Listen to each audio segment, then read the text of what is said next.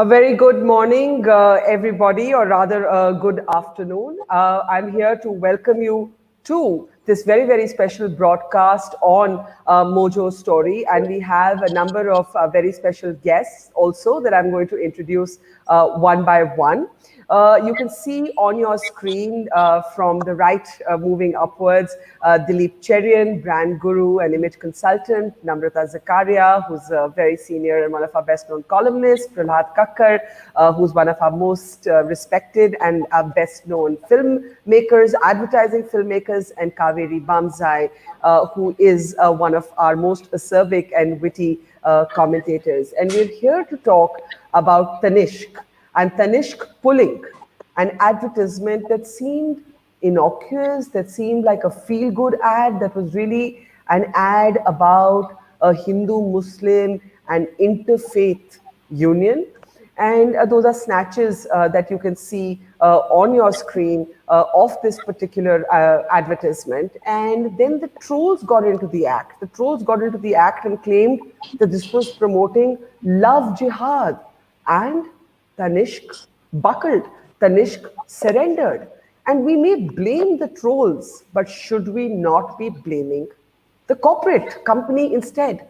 Tanishq is a Tata group, and Tata Group's decisions is coming at a time when you have other companies who are behaving differently. For example, you have a Rajiv Bajaj who has declared that he will not be advertising on what he calls toxic news channels. You have a Parle G company that is pretty much doing the same.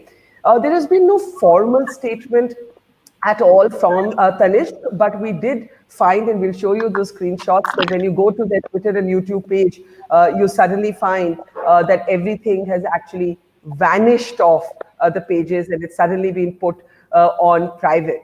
So we're here to have this very interesting conversation on who we should be blaming. We're here to discuss what I'm calling Tanishq's surrender to Trollistan. Now, I will start with you, Dilip, if I may. I'll start with you, and I'll start by asking you, who are you more disappointed with? I mean, the trolls are just, doing what they always do. But how would you see the behavior of Tanishq in this particular case?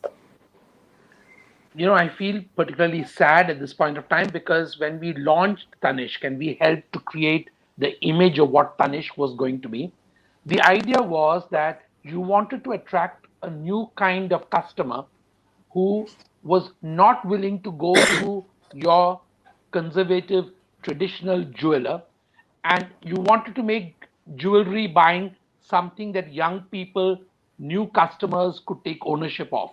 And that was the premise on which the idea of a branded corporate jewelry brand was being created at a time when those didn't exist.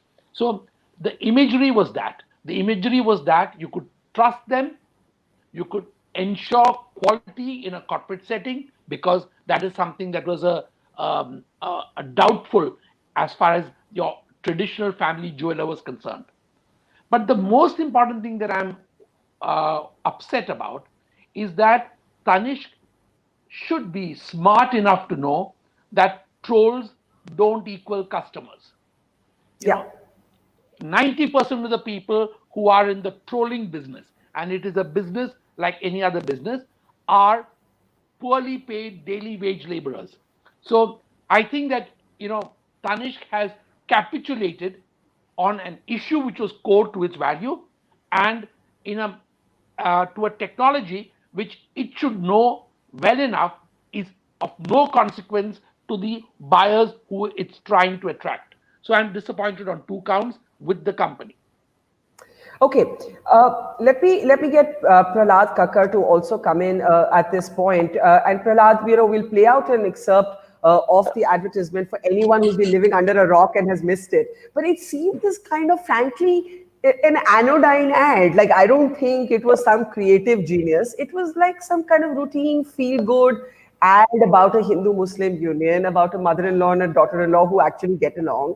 And the trolls did their usual nonsense. Why should a company buckle? I actually want to spend some time on this program talking about the company rather than trolls and why companies are so prone. This is a Tata Group company. Why are they so prone to cyberbullying? Barkha, let me now put on another hat. Let me put on a client hat for a change. Okay, and explain to you that if I was a client, why would I pull this ad off knowing fully well that it's actually for the larger good and it actually represents the truth much more than it represents an anomaly. Now, the fact is that any brand, if it feels that there is going to be the trolling is going to actually affect consumer behavior in some manner. See, we must understand that we are 80% Hindu in this country, of which 90% of the 80% are non aligned. They're relatively okay with this way or that way. 10% of them are relatively fanatical and rabid. Okay, as Mm. far as the Hindu agenda is concerned. Okay, now the trolls as such, I'll tell you what, the trolls give you a completely different opinion. It's 3% of people who are paid to troll, and they are trolling. It's an agenda, it's a political agenda. Every party has its own trolls, whether it's a Congress party, whether it's the BJP, whether it's the RSS, whoever it is, they have Yeah. an agenda. And Mhm. if the media does not get to the bottom of this, see, all the media is doing is leaping onto the bandwagon, taking advantage of the controversy and going on. Not one of them is actually giving you figures and facts of how many trolls are there, how many of them are paid, how many of them are real consumers. Now, if that kind of figures came out in the public domain, it would give it would give clients and it would give advertisers a lot of courage to actually turn around and say these people don't matter. But The aren't fact is some that things, Prahlad, we are Aren't some things conjecturing. just right and wrong? Aren't some things just right and wrong? And I ask Absolutely, this because but if you look at the West by comparison, there was an ad that Uber took out saying, if you believe in racism, don't travel with us. Isn't it time for corporate social responsibility in the genuine sense? How it can there will. be any problem with a interfaith marriage? You might say it's too romantic, it doesn't show the problems. You might say mother-in-laws and daughter-in-laws don't actually talk like that. You might say there's too much romance around marriage, but it's a bloody ad. It's an advertisement. And to have it stored away just because it reveals a No, Hindu-Muslim it is an marriage, I really agenda. don't care if it translates into customers or not. What about the It's a principle of choreograph. it? No, no, it's a choreographed agenda, and everybody's in the dark as to how many people agree with it and how many people don't. Why can't we put out those figures? I mean, Mr. Korean, I mean, this is actually something that you can do very easily.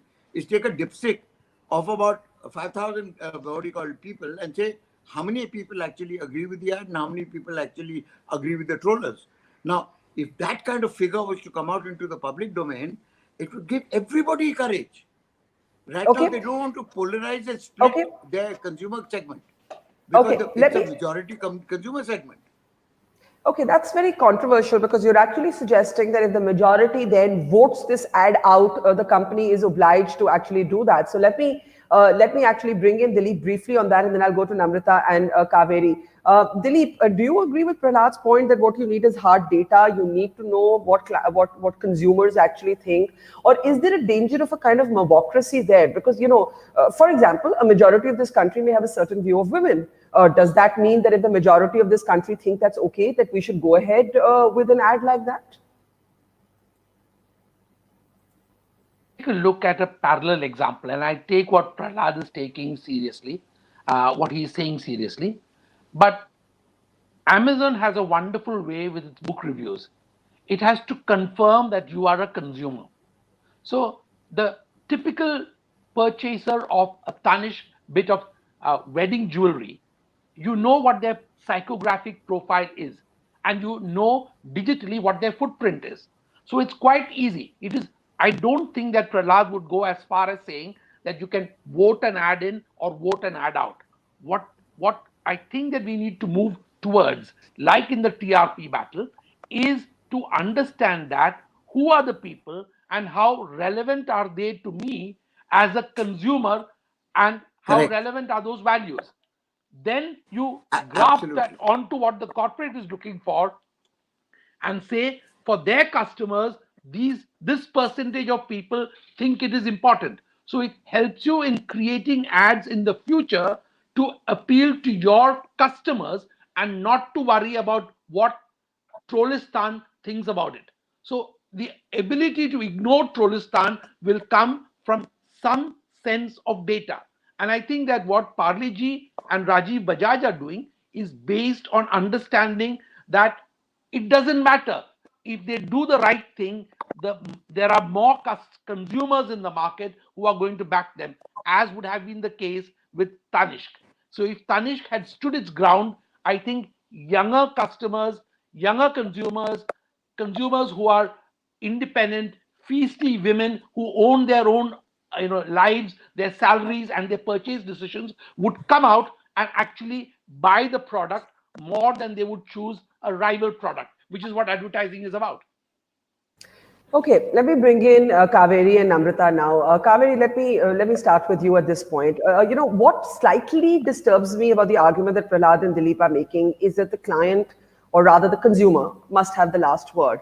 But public opinion is a malleable thing, and I think it is incumbent upon advertising to speak to the better part of us rather than the baser part of us. And probably both sides exist. Probably we carry both sides with us. So, for example, what was considered okay previously, where only women were shown in the kitchen, where only women were shown washing the dishes, cleaning up after. Now there's a conscious effort to show men doing their share of the housework. If you did a poll on that, if you did a dipstick poll of the kind that Prahlad and Dilip are suggesting, there may still be a dominant opinion that women should do most of the housework. So should the consumer have the last word in terms of a kind of majority vote, or does that take us into dangerous territory? Barkha, I think it does. I think the purpose of art, the purpose of all popular culture, whether it's cinema or advertising, is really to show us the better part of ourselves, and not necessarily always to reflect exactly how reality is. Otherwise, it would be very depressing. So, as you said, over the years, women have been shown in a much more progressive manner. Certain, sexuality has been recognized. But I think here the point really I want to make is the fact that over the years, first we demonized the other, the Muslim.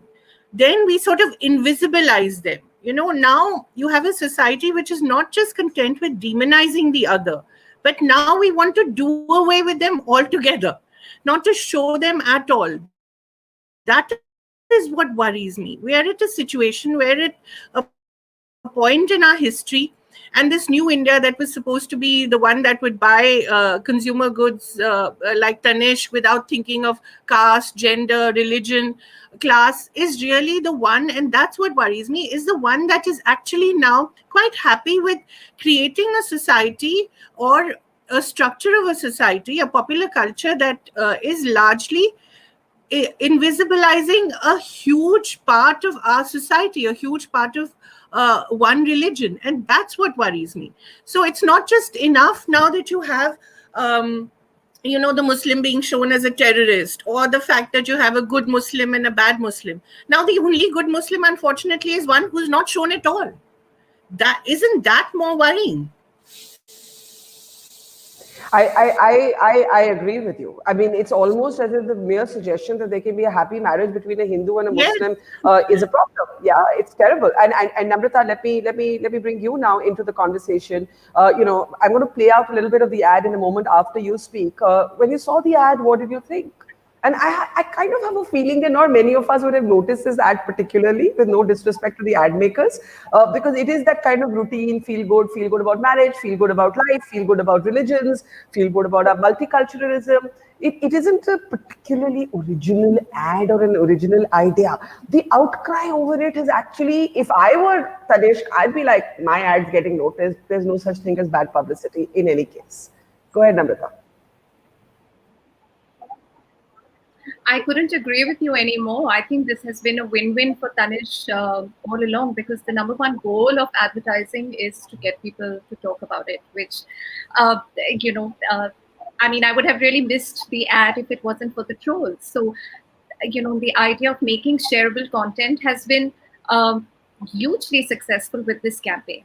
How did I feel when I saw the ad? It rung home a truth, because I personally, I I have been part of a Hindu-Muslim marriage, and I did have a Godharai ceremony, and it was very emotional and very confusing and comical also. And I really enjoyed the ad.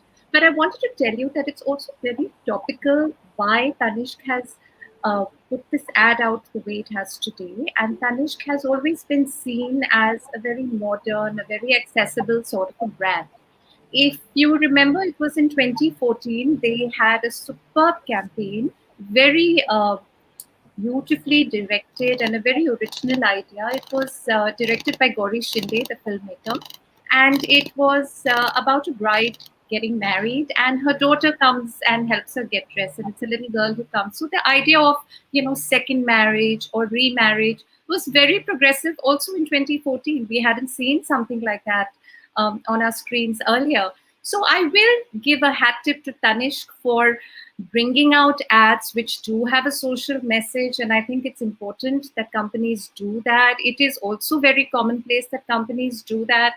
But today, their reaction is a bit unusual, because if we are part of a story where Bollywood is getting bullied by the trolls, if brands are getting bullied by the online space, I mean, that is a very worrisome social, economic situation we find ourselves in.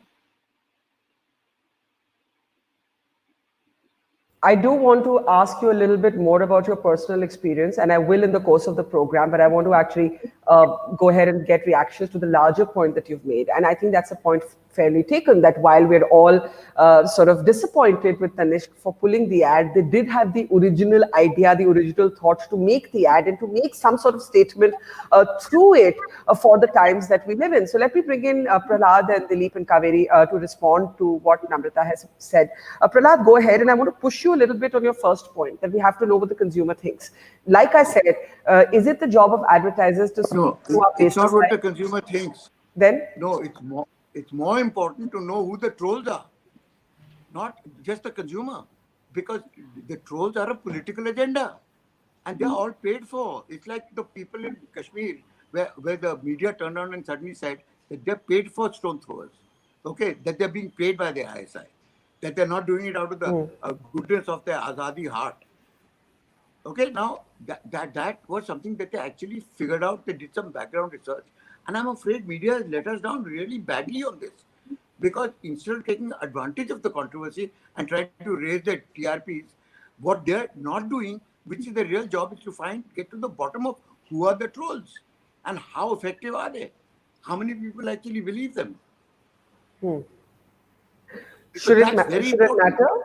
Here's my question. Okay, the media hasn't done its job, and you're right. It's a sitting duck investigative story waiting to be done. I agree with that. Should it impact the decision of Tanishq? You give as much negative feedback on the media as is possible, but should it impact the decision of Tanishq? It would help, because then they would know that that majority of Hindus, or even 80% of the Hindus, actually don't buy into this narrative. I want to put you a bit more on that. What about the creative freedom of the advertisers themselves? You see, this is a commercial decision, Barkha. You must understand that we are talking about a 1,000 crore brand or a 2,000 crore brand. And any polarization of the brand, the consumer impact at the end of the day is going to affect the livelihood of the brand. And no responsible advertiser is going to ever jeopardize his brand for his personal opinion. Okay, what I'm going to do is I'm going to play out the ad, and I'm going to try and understand why the reaction or the kind of liberal progressive pressure that is brought upon private companies in the West is so different from what we managed to do here, where this was the same reason. Prahlad, this was the same reason given by Bollywood, and it is paying the price today, when PR managers would say that actors should not express an opinion on social or political issues because their films can be trolled and their films won't do well and their livelihoods riding on it. You see, it's an old rule that we learned in school. The moment you surrender to a bully, the bully bullies you more. You don't actually protect yourself. That's the thing that everyone seems to have forgotten. The moment you realize that your bully is a pygmy who's been paid to say what he's saying, then you put him in his right place instead of Okay. making him into this huge what you call faceless monster. Okay. Let me get reaction. Dilip, you were trying to say something. Go ahead, and then Kaveri. Yeah. Just give me a second. Yeah. There. Go ahead. No, Dilip, you're muted. Dilip, you're muted. Just unmute yourself and go ahead. Yeah.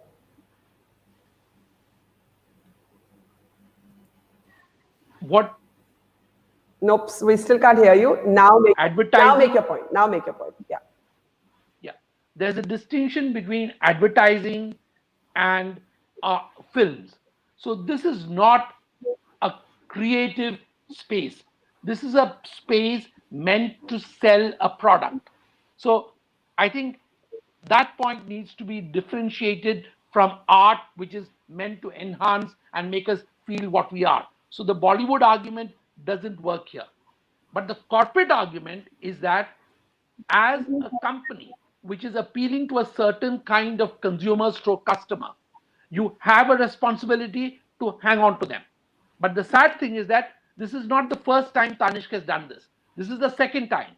The last time they showed a same sex marriage and there were trolls who attacked that, they backed off then also. So the point is that this is a company which is, as you said, succumbing very often to school, playground bullying, and is therefore becoming more and more of a target.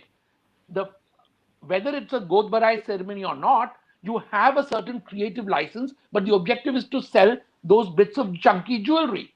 And I think that if you get bullied each time you put out an ad because you've tried to appeal to your new age customer, then you're going to get into trouble because the conservative or the traditionalist or the trollistans will actually get at you on some point or the other. And that is what is worrying when you see a campaign that is pulled back because Tanish got scared. I agree with you. And what I'm going to do is, I want Namrata and Kaveri to come in, but I'm just going to play out a bit of this ad, not the whole thing, just a little bit of it, to give anyone who may have missed it a sense of. धागे हैं ये कच्चे पक्के, अपनेपन से इन्हें सहलाएंगे,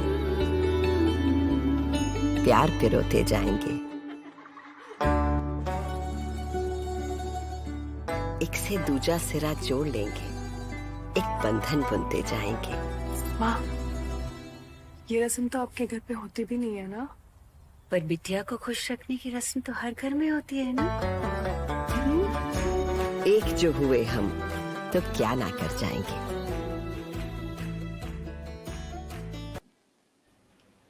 So, Namrata, I want to start with you if I can, because you spoke about how it was a bit confusing for you, your own personal experience. And I wanted to talk a little bit about it and then step back and look at the ad itself. Yes. Go ahead, Namrata.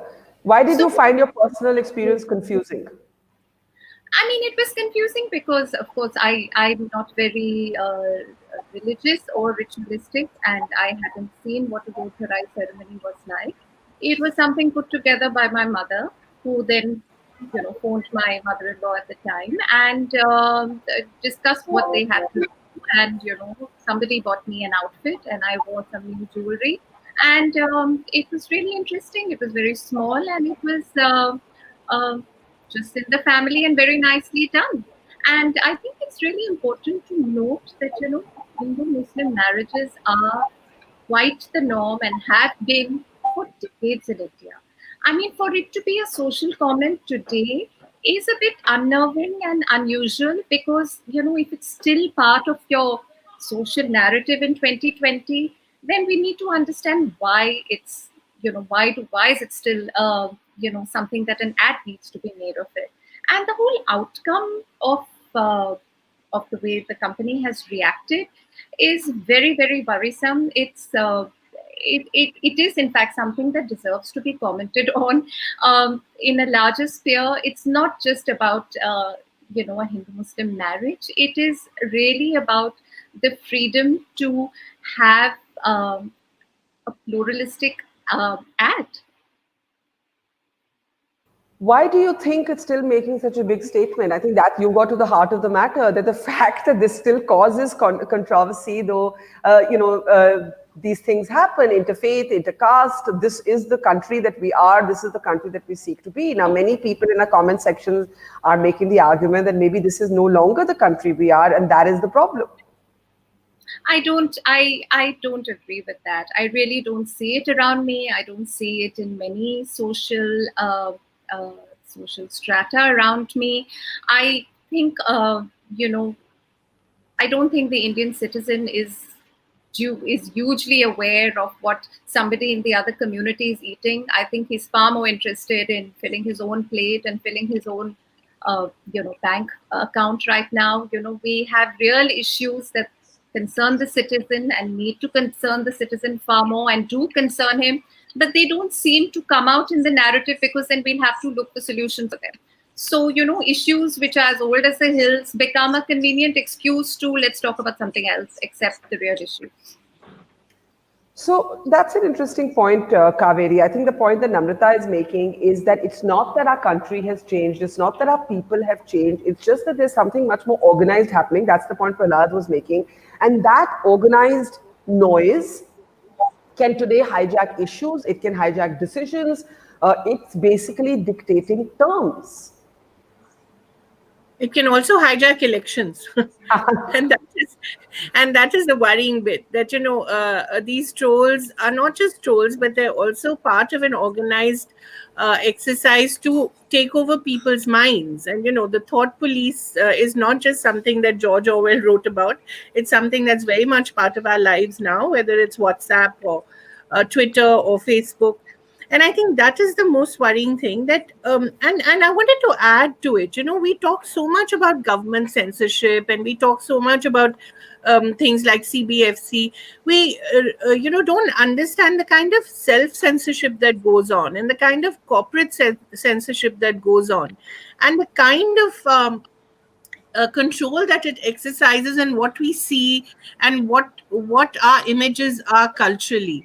I know, ads are not necessarily art, as Dilip said. They're meant to sell products, but there is still a certain responsibility that ad filmmakers have, and a lot of them end up as filmmakers as well, to create a certain value for society and to create a certain value for the corporate. And when you talk of the Tata Group, it stands for certain values. It stands for a certain kind of multiculturalism, a certain kind of liberalism.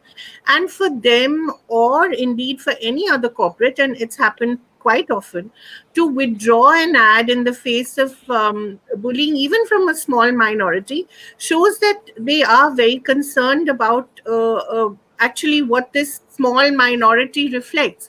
And that's the big question, really.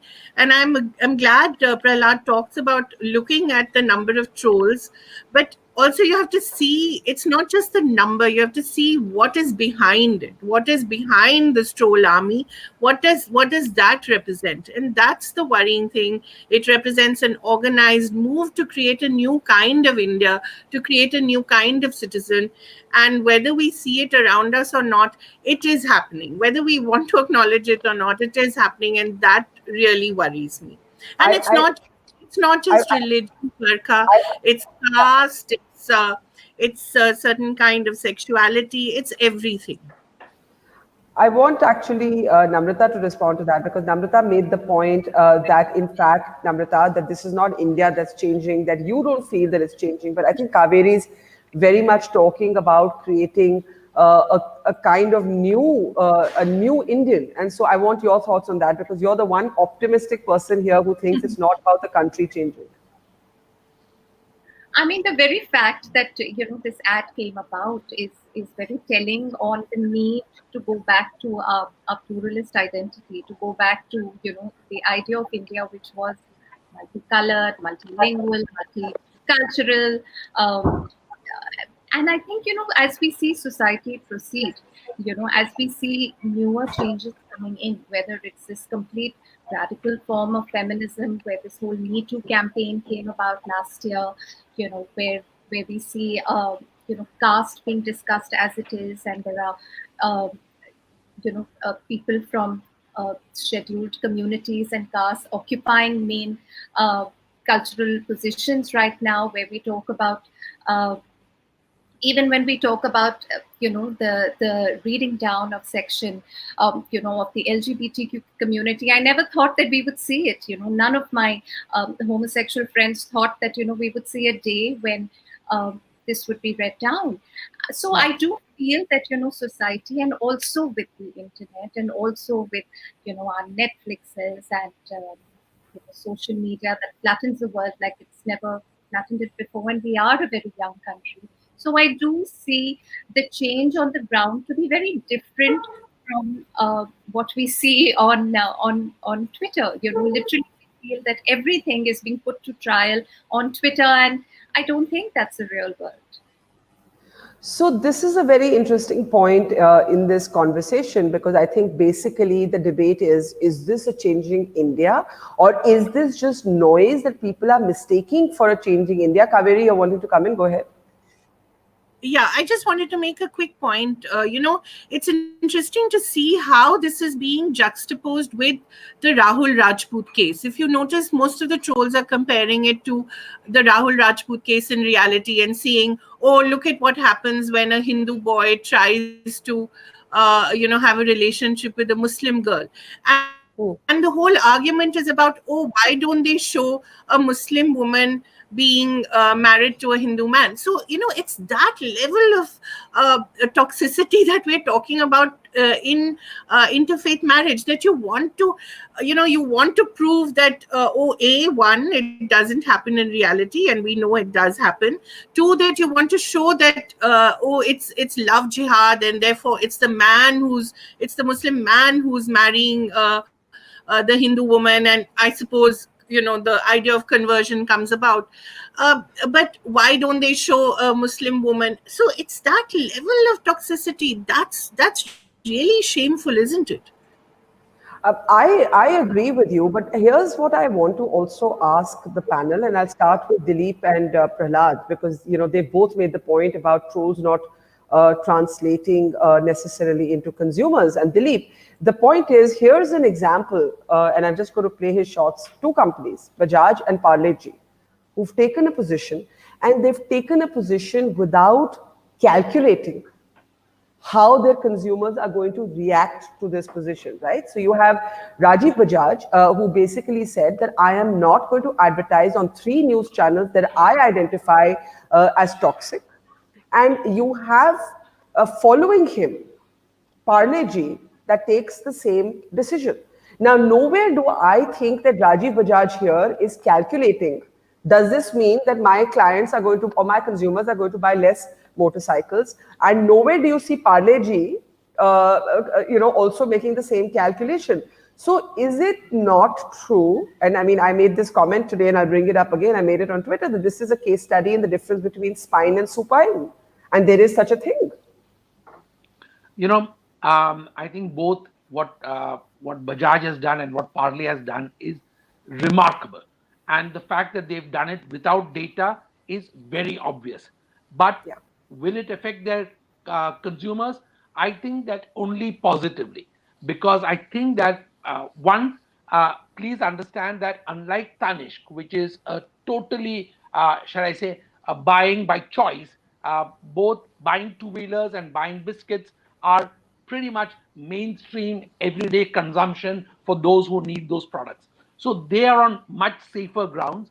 I think that what is important to remember is that spine has been displayed by these two companies, and because of its past track record, much as we may say that, oh, they've done these soft, lovely things before, the fact is that there are 2 recent instances of one company, i.e. Tanish, pulling back from advertising because somebody abused them for it.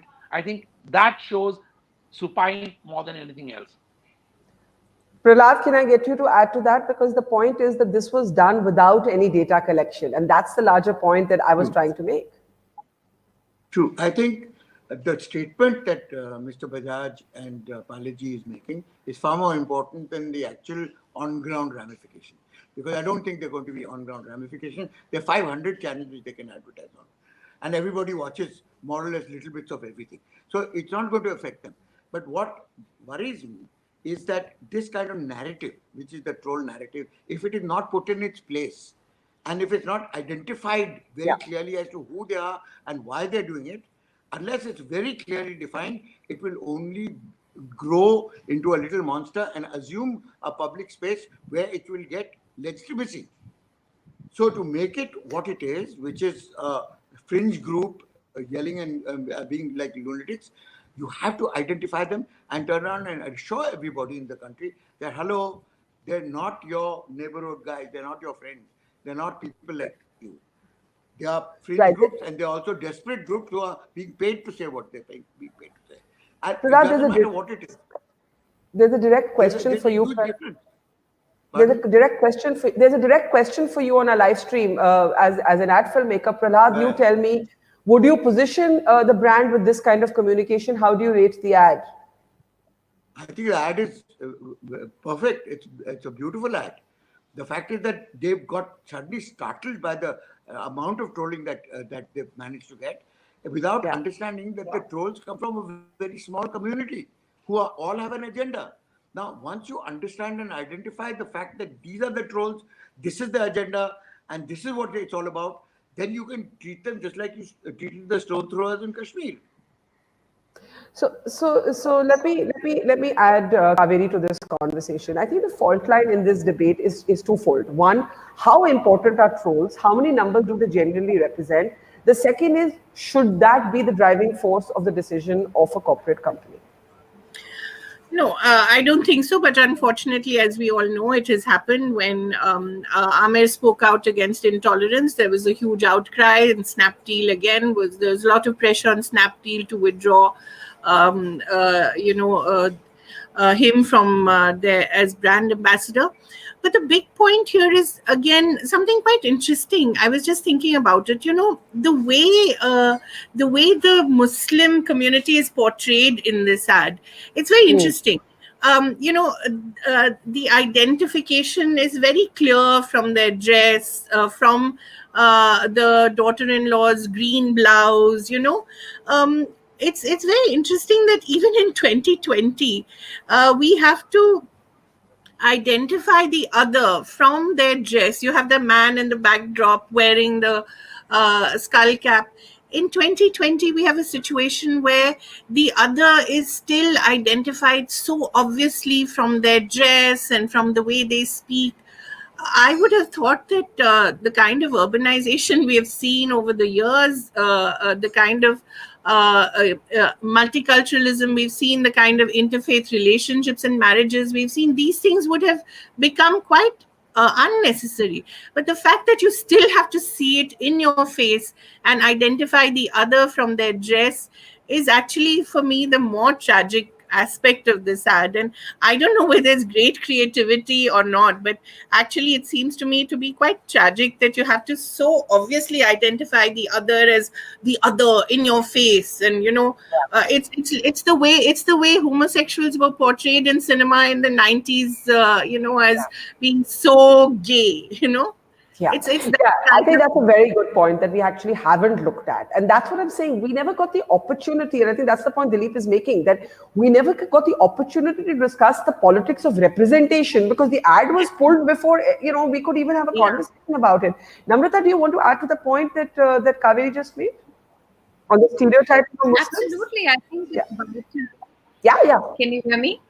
I think it's a very important point that she's made, because the mother-in-law is without a bindi, the daughter-in-law who's Hindu is with the bindi, the Muslim lady is wearing the salwar kameez with the head covered the way it traditionally is, and the Hindu lady is wearing the sari. So it also, in a cultural way, it also signifies which dress code belongs to which community, and takes us back to a very famous man's comment, you can identify them by their clothes.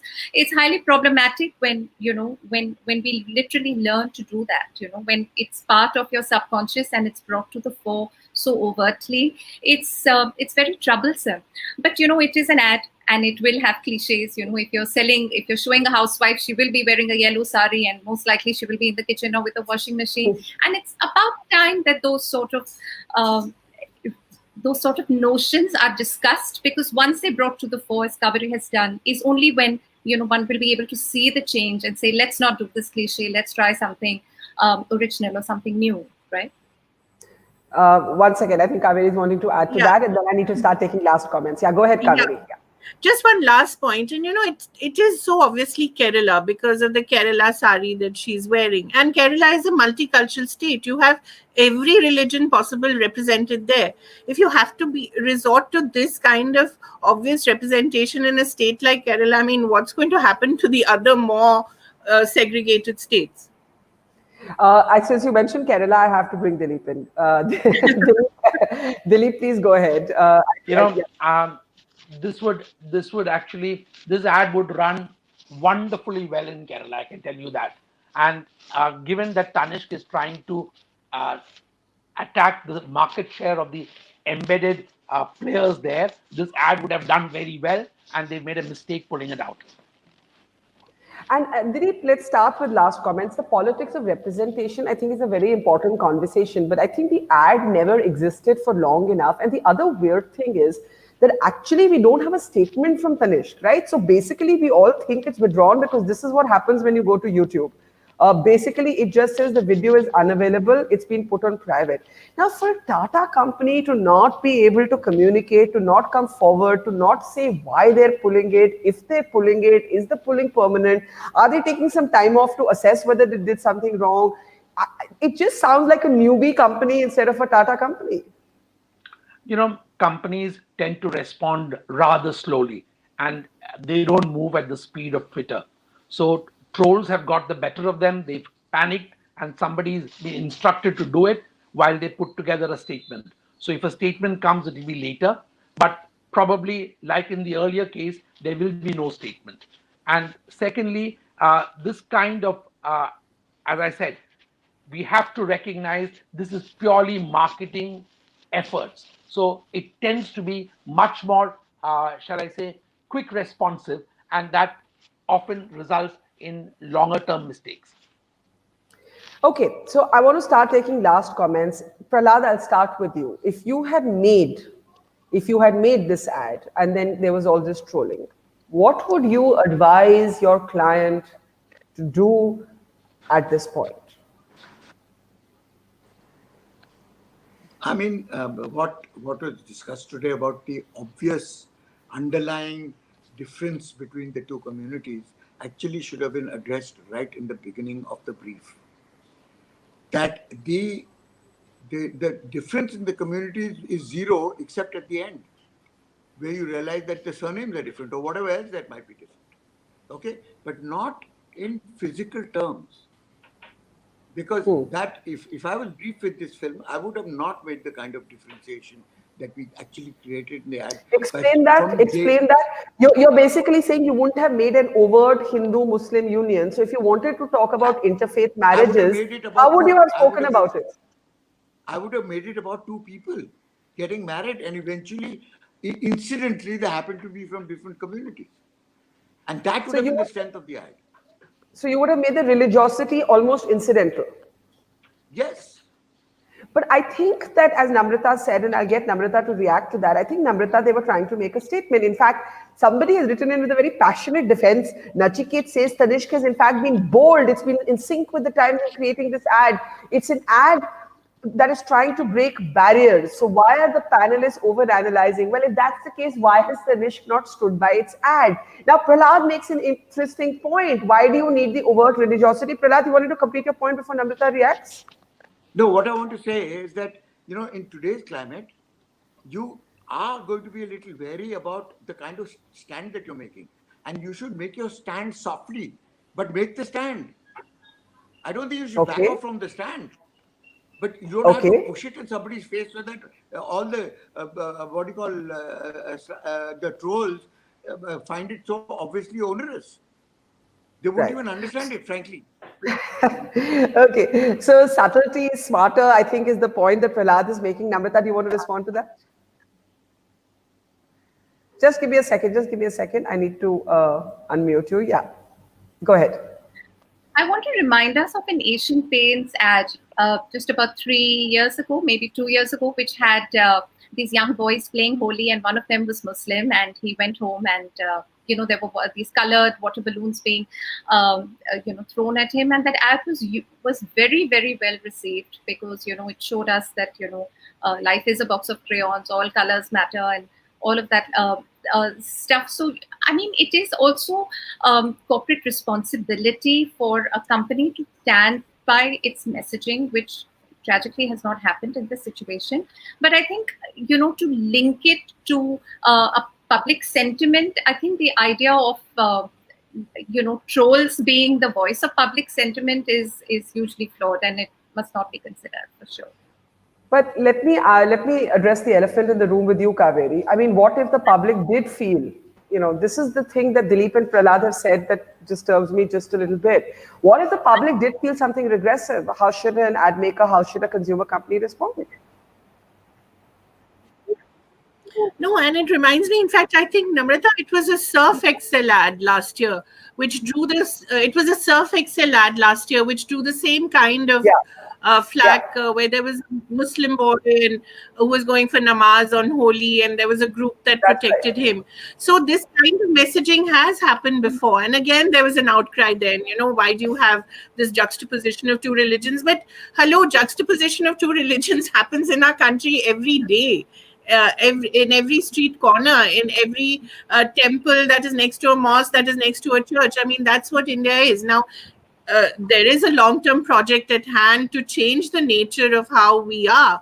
And this will only grow. I'm sorry to be so pessimistic, but I don't see it ending anytime soon. I think people in power know how important advertising is, how important cinema is, and they will try increasingly to control the narrative to suit their idea of what this new India should be. And I think it's only going to grow if people don't stop it now, or don't continue to raise their voice. They will get this kind of new India. Dilip, we have to close. What would be your advice to Tanishq at this moment, if you were advising them? Just a second. I'm so sorry. I need to unmute you. Go ahead. My simple one-line advice would be, continue to make remarkable advertising, but don't do this kind of pulling again. Don't get panicked, and do not listen to trolls, because they are not your customers. Understand your customer, and that is what matters to a marketing firm.